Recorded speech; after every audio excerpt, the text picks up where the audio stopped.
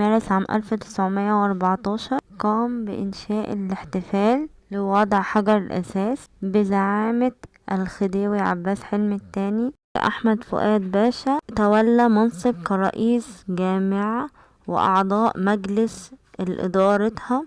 في الحفل من كبار الأمراء والعلماء والصحافة والأدباء والرؤساء وأعضاء الجمعية التشريعية وقناصل الدول. أبخل بالمال أو الأراضي أو المجوهرات في سبيل تحقيق حلم في هذا الوقت.